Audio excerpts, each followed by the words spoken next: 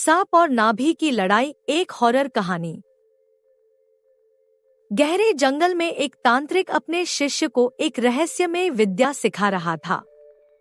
उसने कहा, मनुष्य की नाभि में जीवन का रहस्य छिपा होता है, लेकिन अगर कोई सांप नाभि पर डंस ले तो आत्मा शरीर से बंधी रह जाती है और वह कभी मुक्त नहीं हो पाती। शिष्य को यकीन नहीं हुआ तो तांत्रिक ने उसे एक पुरानी हवेली में भेजा जहां यह श्रापित रहस्य दफन था। जैसे ही शिष्य वहां पहुंचा, उसे अजीब सी फुफकार सुनाई दी। उसने देखा एक मृत शरीर जमीन पर पड़ा था और उसकी नाभि से एक भयानक काला सांप लिपटा हुआ था।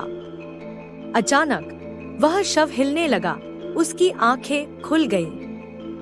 सांप ने गुस्से में फुफकारते हुए उसकी ओर देखा, मानो चेतावनी दे रहा हो। डर से कांपते हुए शिष्य ने मंत्र पढ़ना शुरू किया, लेकिन सांप ने फुर्ती से छलांग लगाई और उसकी नाभि पर काटने ही वाला था कि तांत्रिक वहां प्रकट हुआ।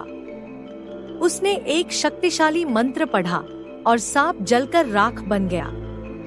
लेकिन जैसे ही सांप मरा, वह शव भी धू-धू कर जलने लगा और उसके भीतर से एक भयानक चीख निकली। तांत्रिक ने शिष्य से कहा, यह आत्मा वर्षों से मुक्त होने के लिए तड़प रही थी, लेकिन सांप इसकी नाभि से बंध कर इसे रोक रहा था।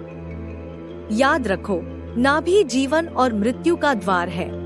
जिसे छेड़ोगे वह भयंकर श्राप बनकर लौटेगा। उस दिन के बाद शिष्य ने कभी नाभि की रहस्यमयी शक्ति के बारे में प्रश्न नहीं किया, लेकिन उसकी रातों की नींद हमेशा के लिए छिन गई।